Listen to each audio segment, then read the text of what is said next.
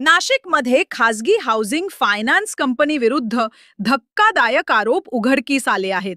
वसंत कुदरे यांनी सांगितलं की कर्ज थकबाकीच्या कारणावरून कंपनीकडून त्यांना धमक्या, खंडणी आणि गुंडांचा वापर सहन करावा लागला। त्यांच्या मते घर सील केल्यानंतर अधिकाऱ्यांनीच सील तोडा असा सल्ला दिला आणि मग दर महिन्याला 10,000 रुपये लाच मागितली। इतकंच नव्हे तर रिकव्हरी एजंटांनी पोलीस आमच्या खिशात आहेत असं सांगत बाउन्सर पाठवण्याचीही धमकी दिली। अपघात विम्याचा लाभही नाकारल्याचा आरोप करण्यात आला आहे। कुदळे यांनी पंचवटी पोलीस ठाणे आणि पोलीस आयुक्तांकडे संरक्षण आणि कारवाईची मागणी केली आहे। 10 सप्टेंबरला घर ताब्यात घेण्याची नोटीस दिल्यामुळे या प्रकरणाकडे सगळ्यांचे लक्ष लागले आहे। माझे नाव वसंत कुदळे। मी एस्पायर होम फायनान्स कडून लोन घेतलं होतं 20 लाख रुपये, 20 लाख काही समथिंग 89,000चा। तर मी 24 महिने रेग्युलर EMI पे केले त्यांना। त्याच्यानंतर जून 2018ला माझा मेजर ऍक्सिडेंट झाला, त्याच्यात मी ऍडमिट होतो। त्याच्यानंतर मी काही भरू शकलो नाही। 19ला लॉकडाऊन लागला, त्याच्यानंतर आतापर्यंत माझी परिस्थिती एकदम खराब आहे। तर बँकवाले आहे ना नोटीस काढताय, त्यांना रिक्वेस्ट करते, नोटीस काढते, ऐकत नाही येते। आणि फेब्रुवारीमध्ये त्यांनी माझं असंच नोटीस काढून ते घर सील करायला आले कोर्ट कमिशनरचे करून। तर त्यांनी माझं घर सील केलं। मी त्यांना रिक्वेस्ट करायला गेलो होतो पण त्यांनी काही दिलं नाही। ते बोलले आम्हाला 20,000 रुपये 20 लाख रुपये वन टाइम असेल तर हे, नाही तर येऊ नको।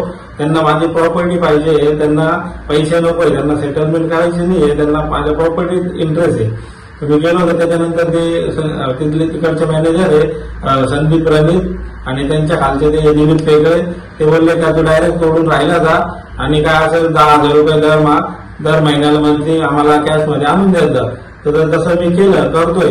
तरी त्यांनी आता परत 10 सप्टेंबरला माझ्या घरावर जप्तीची नोटीस लावून गेले आणि ती जप्ती नाही झाली पाहिजे। त्याच्यानंतर इन्शुरन्स ICICI बँकेचा इन्शुरन्स होता, त्या इन्शुरन्सचा पण मला काही बेनिफिट झालेला नाहीये। माझा जो इन्शुरन्स होता त्याचा मला 1 पैशाचा पण बेनिफिट झालेला नाहीये, पूर्ण तो वेस्ट गेला आहे।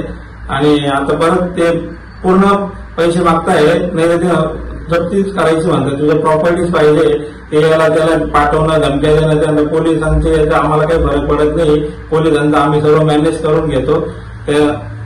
अशा प्रकारे ते मला माझ्या फॅमिलीला टॉर्चर करताय, धमकवताय, असं खेळ चालू आहे सर्व बँकेचा। त्याच्यानंतर जे EMI धकले त्याच्यानंतर ते माझ्याकडे कारवाई केली होती। त्यांनी घर सील केलं होतं। घर सील केल्यानंतर त्यांचे एक मॅनेजर आहे संदीप रणित म्हणून, दिलीप पेगळे, त्यांनी मला असं सांगितलं की तू डायरेक्ट राहायला जाय, आम्हाला दरमहा 10,000 रुपये कॅश आणून देत जाय। मग मी तसं केलं, त्यांना देत गेलो। तरी त्यांनी परत माझी 10 तारखेची ऑर्डर काढलेली आहे जप्तीची, 10 सप्टेंबर रोजी, ती इलिगल आहे। आणि त्यांचा जो त्यांनी कोर्ट कमिशनर म्हणून जे नेमलेले वकील आहेत ते त्यांच्या बँकेच्या पॅनलवरचेच वकील आहेत। ते सांगता का ते काहीच होत नाही। त्यांना पण रिक्वेस्ट केली होती, ते बोलता काहीच होत नाही, तर त्यांनाच जाऊन भेट, त्यांच्याच कर, त्यांना माझी प्रॉपर्टी पाहिजे, बँकेला पैसे पाहिजे नाहीये, ते माझी प्रॉपर्टीच्या मागे लागलेले, त्याच्यातून मला न्याय मिळावा।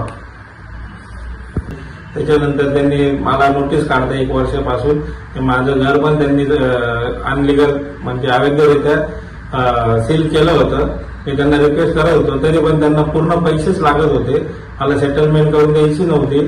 तर ते माझ्याकडनं पूर्ण 20 लाख रुपये 25 लाख रुपये मागत होते। 20 लाख रुपये आता दे आणि 5 लाख रुपये नंतर दे। तर माझ्याकडे तेवढे पैसे नव्हते, तर मी नाही करू शकलो। तर मग मी ते सील तोडून मध्ये राहायला गेलो, माझ्याकडे दुसरा पर्याय नव्हता, मी ते घरात राहतो, त्याच्यामुळे मी त्या घरात राहायला गेलो। त्याच्यानंतर परत ते त्यांचे धमकवणं, त्यांची मुलं पाठवतात, ते संदीप रणित, दिलीप पेगळे, ते बँकेचे रिकव्हरी मॅनेजर एजंट, ते ना सारखे मला त्रास देतात, घरी येतात, घरी वेगवेगळे मुलं पाठवतात, आरोप केलेले असतात, ते मुलं पाठवतात, त्यांना कंप्लेंट पण केलेली मी, तरी ते काही होत नाही। ते बोलतात पोलीस स्टेशनला आमचा काही फरक पडत नाही, तरी मला खूप त्रास देतात ते।